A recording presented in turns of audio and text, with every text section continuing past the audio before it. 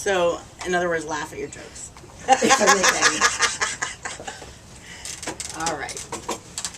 Okay, I'm here with Shelly today, and I'm going to share with her what natural play therapy is. But first, before I do that, I know Shelly really likes something, and that would be horses. So, Shelly, I'm going to use horses in like my example to share this with you to help you understand what we do with natural play therapy. Now, I took a course, a 9-month course, to learn ways to play with Liam. And you would think, why do you have to learn how to play? But believe it or not, in our society, we've lost the ability to play. So it was really good to go over what it really means to play with a child, especially a special needs child. This is KK. Come on, KK. Come on back. So anyways, horses. How do you earn the trust of a horse? Well, you talk to them just like you would any other animal. Pet them, let them sniff your hand, and they'll sense that you're good or bad. And some horses can be quite skittish, so they may take a little longer to earn their trust. Some may just love you from the get-go. So, how do you know when you've earned the trust of a horse? How can you tell? They'll nudge on you. They'll walk to you.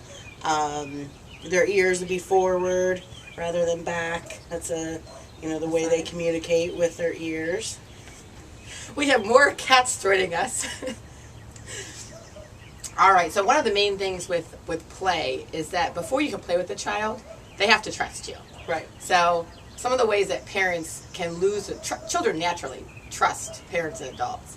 But they can lose it by being like overly pushy. Right. So can you imagine like if you just jumped on a horse and you said, "Come on, let's go," and that horse was not ready, right? It'd buck you right off, right? Yeah. Whatever. So there's like a time where you really just do what the horse enjoys, and so part of natural play therapy is a child really likes trains or whatever, and maybe you're like, I don't want him to like trains the rest of his life. He's this old and he's been obsessed with them for this many years, but you do that with him because that helps earn trust. Right? He's like, Mom's interested in what I'm interested in.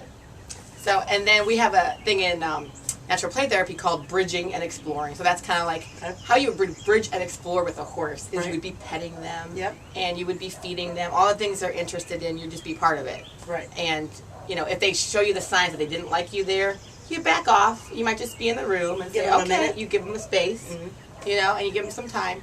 So just like a horse, a child with autism, you have to like look at the nonverbal cues a lot because they're not always telling us language. they're not always saying like, I don't want you around me right now, right? Because they can't, but they might be pushing it away or moving their stuff over somewhere else, and you kind of recognize that and give them space.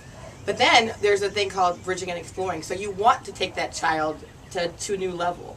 So the exploring part would be you would start making something different with the trains. Like I build bridges and make animals come in and see if you can get the child interested by watching. Right. And spectator play is when you just are watching somebody else. Like when you go to a basketball game and you're watching, that's spectator play. You're like you're watching, and you could learn how to play basketball by watching. Like, oh, they kind of do a hook like that, they dribble, Right. And so we learn a lot by watching others. So it's very important, like when you're doing things with a child with autism, they might not just be in the room, but you could do anything and they could be watching you. Right. So it's important, like if you want to build a tower, you want them to learn how to do something different. You want them to learn how to write. So you're writing in the room and you're playing and you're doing that so they can kind of see that it's interesting. And in a way, it's so relaxed that it's not like they have to come and be involved with you. They can just kind of watch you. Does it feel like a learning thing? It's play, it's play, and they're soaking it in because they're in a relaxed environment, and there's no pressure on them. That's a big thing. There's no pressure like you got to do this, like in school or something. Like we know how our 9-year-olds, boom, boom, boom, they have pressure on them to read and write and this class and that class. So school's not always the best place for play. And that's just why our kids like to play together after school. Right. They're going to be roller skating today. And so when you do something the same with the kid, it's called parallel play. So when all our girls are roller skating, they're parallel playing together. And that's just like a way of being together, but not totally interacting. They're like just doing the same thing. So we do that with our kids. And then when they're really interested in us and they're really connected and they want to do something, then we might ask things of them. Like, Liam, you try to write this L. Or, Liam, here, put this beanbag over there. Stack this. and see if the kid, how long you can kind of keep them engaged and really celebrate them. Right. So a big part of natural play therapy is just celebrating our kids for any little step they make, just like a horse, right? Right. You would be like, oh yeah, good boy, good job, way to go. Pat him on the neck and the head, rub their nuzzle. and if you knew like a horse was extra skittish, you would probably celebrate them all the more for those little steps when they, Oh yeah. you know, like let you walk around the room, Yeah. they let you guide Oh yeah. them, or Tell them you talk to them the whole time you're doing it, telling them, you know, good job, good boy, you know, rub their muzzle a little better, you know, pat them on the neck as you're walking. Yeah, it's just the same as a kid. yep. Praise, So praise. yep. So that is my little spiel with Shelly. I thank her for being such a good trooper, and we will continue to learn and spend time with our children, learning all about their interests. And now our daughters are interested in Five Nights at Freddy's, so we're gonna have to figure out how to do that with them. I don't know.